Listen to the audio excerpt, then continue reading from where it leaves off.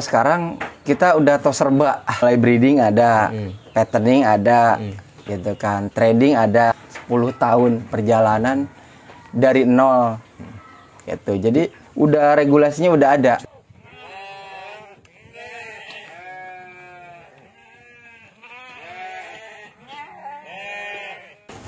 Jangan lupa subscribe, like, dan komen, oke?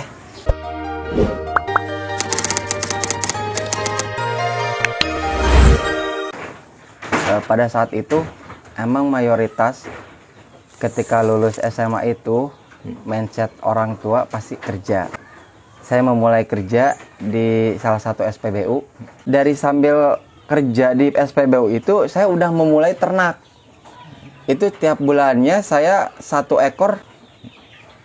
Jadi separuh gaji saya kasih ke orang tua, separuh saya beliin domba. Itu domba dari setiap bulan saya beli kurang lebih dari 12 ekor, anakan-anakan nyampe 30-40 ekor. Setelah 1 tahun berjalan, saya bilang ke orang tua, "Pak," gitu kan, "saya izin, Pak, saya mau kuliah." Dari 2014 saya memulai kuliah. Dari jam 7 saya kerja sampai jam 2. Jam 2 sampai jam 4 saya ngarit, jam 4 sampai malam saya kuliah. Saya kuliah di Universitas Singapura Bangsa Karawang. Dulu masih zamannya belum negeri. Pada saat saya masuk, jadi ada kelas siang dan sore. Jadi saya bebas masuk pagi atau siang. Ketika kerjanya siang, saya berangkat pagi. Pagi itu saya mulai ngarit sampai jam 9, jam 9 sampai jam 1 saya kuliah, jam 1 pulang, jam 2 kerja sampai jam 8 malam. Terus rutinitas itu selama 4 tahun. Setelah 4 tahun berjalan, mulai berkembanglah domba.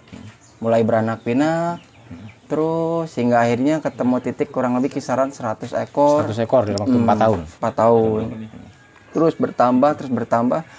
Pada saat itu, saya memutuskan di 2018, keluar dari SPBU, saya langsung fokus kepada skripsi untuk lulus, dan alhamdulillah di 2019 selesai 5 tahun berarti lulus. Setelah 5 tahun lulus, saya memulai manajemen yang bagus. Pada saat itu, saya sistemnya bukan jual beli. Saya lebih berprinsip investasi. Tujuannya untuk kerja sendiri itu separuh kasih orang tua, separuh buat operasional. Nah, kalau untuk bayaran kuliah, saya jual domba. Kita jualan pernah di pinggir jalan Idul Adha juga, mulai dari laku 7, naik 15, naik 30, sampai pada saat titik ini di 2023 kemarin tembus di angka 300 ekor domba. Sekarang kita udah tahu serba, mulai breeding ada, patterning ada, gitu kan, trading ada, karena emang kita udah sistem pasar udah mulai menguasai. Karena apa? Karena jam terbang yang lumayan lama, mulai dari 2013 sampai 2023. 10 tahun perjalanan dari nol, gitu. Jadi udah regulasinya udah ada. Breeding, budidaya, jadi proses anakan, di mana indukan itu dikawin, proses anakan 4-5 bulan itu baru lahir, gitu kan. Dari mulai 4 bulan sampai lahir, itu berarti si anakan 1 bulan sampai 4 bulan itu bisa dijual disebut bakalan. Dari bakalan itu lari ke fattening. Setelah fattening itu kurang lebih 4-5 bulan. Selain akikah, bisa juga nanti di Idul Adha itu lari ke trading. Kita jual indukan hamil, anakan juga, akikah juga, kurban juga. Hal yang urgensi itu pakan. Ya minimal kita punya bank pakan. Nanem kah atau harus sedia tong buat pembuatan silase atau fermentasi.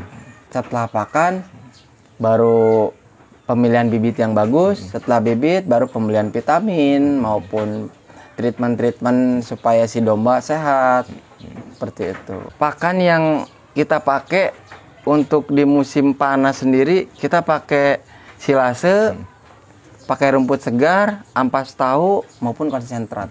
Untuk budidaya itu kebanyakan di lapangan itu ambruk. Si indukan itu ambruk pada saat hamil. Kenapa? Karena si indukan kekurangan kalsium. Jadi ketika si induk kekurangan kalsium, dia akan memberikan induknya ke anaknya. Solusinya? Pemberian mineral maupun garam Himalaya, gitu. Atau bisa dikasih kalau emang sedikit kalsium setiap hari. Tentunya kalau ngomongin pakan yang paling bagus tetap pada kodratnya yaitu pakan Hijau. rumput. Itu untuk budidaya. Budidaya. Kalau mengacu ke penggemukan otomatis kita perlu penambahan bobot. Di mana pemangkasan yang harusnya rumput tok 1 tahun bobotnya cuma 30 kilo, ini bisa nyampe 50-60 kilo. Dengan ditambahi Dengan tambah pakan ampas tahu maupun konsentrat. Kalau untuk musim hujan itu si kambing relatif ringkih. Salah satunya karena pakan basah terus, itu salah satunya mencret. Itu pertama. Kedua yang paling fatal, kembung.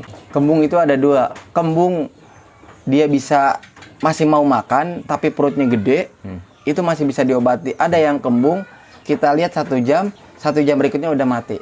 Secara kasat mata si domba akan diem di pojokan ketika dia kembung. Jadi dia akan kelihatan, misalnya makan nih pagi sore, itu akan kelihatan. Oh ini kembung nih. kembung itu kan karena cuaca hujan atau apa karena Pertama cuaca hujan, kedua pakan basah. Jadi kalau untuk siasat di musim hujan itu kita kejar-kejaran. Posisi lagi nggak hujan kita cepat ngarit, kita taruh. Jadi ketika hujan kita jangan ngarit. kalau musim kemarau? Musim kemarau itu kita siasat ya tadi, ketika di musim hujan kita mengumpulkan rumput sebanyak-banyaknya. Sehingga di sini sedia buat namanya pakan silase maupun fermentasi. Itu menggunakan tong. Itu selain efisiensi waktu, dan di sisi lain di tengah-tengah kemarau orang kerepotan cari rumput, ya kita dengan santainya cuma ngambil di tong. Ada nggak perawatan ibu hamil, kambing hamil? Kita rajin memberi vitamin. Apa vitaminnya? Vitamin B kompleks.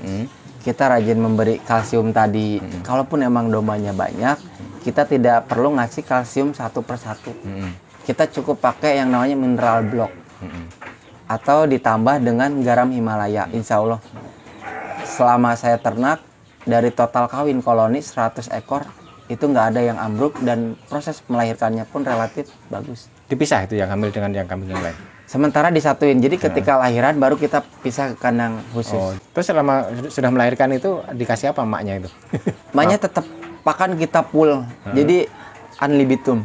Pakannya tuh nggak pernah kosong, di full terus mulai dari ampas tahu, konsentratnya maupun rumputnya.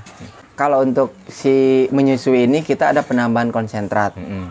Kalau untuk posisi kambing hamil pra melahirkan, kita kasih ampas tahu. Cuma nggak terlalu banyak. Kenapa? Dia buat nurunin susu aja supaya si ambingnya tuh gede. Itu supaya hasil susunya ketika lahiran banyak. Pemasaran alhamdulillah untuk akikah sendiri, rumah potong kita masih di luar masih di daerah Karawang. Cuma ada juga kita sempat kirim ke daerah Bogor, Cilengsi, Tangerang, Jakarta, terus ke daerah Boyolali juga kita pernah kirim. Barang sampai baru bayar. Untuk kiloan itu di tahun 2023 kemarin kisaran di angka 110.000.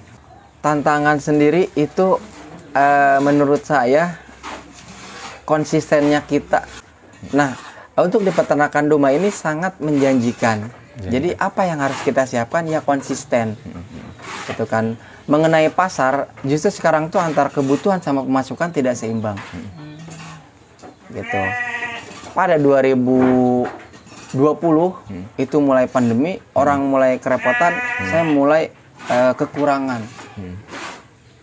Karena omset per minggu itu dulu kisaran 10 sampai 15 ekor per hari di rumah makan Karawang. Untuk jagal karena mereka suplai sate. Belum lagi daerah Cilengsi itu per minggu dia minta 150 ekor. Itu kita nggak kecukup. Ya karena tadi gitu. Apa yang harus kita siapkan? Bukan ambisi, bukan modal, tapi konsistennya kita. Mau sebesar apapun usaha, pindah-pindah usaha, konsisten. kita kalau nggak konsisten nggak akan jalan. Banyak rekan-rekan yang belajar ke peternak ke sini, itu mindsetnya ketika memulai dia udah analisa hitung-hitungan berapa modal, berapa omset, berapa profit. Itu nggak akan ketemu. Kalau untuk pemula itu kita lebih baik gagal di awal daripada gagal di akhir. Nah dari pengalaman itu kan kita bisa belajar, oh dengan permasalahan A, solusinya B, permasalahan C, solusinya D. Dari situ mulailah kita bisa menganalisa, kita bisa memahami, kita bisa menjadi ahli di bidang peternakan itu sendiri. saya juga dekat sama dinas, termasuk saya sering konsul sama dokter dinas, dan akhirnya ketika ada program-program maupun ketahanan pangan atau mencakup kumpulan ketua kelompok kabupaten, saya diundang menjadi pemateri untuk memaparkan bagaimana cara budidaya yang benar, penggemukan yang benar, penjual beli yang benar. Jadi jangan sampai kita memulai ternak tuh jangan katanya. Tuh katanya silase yang lagi role model booming, ikut silase. Tuh yang lagi ini pemanfaatan gedebok pisang, ikut gedebok pisang.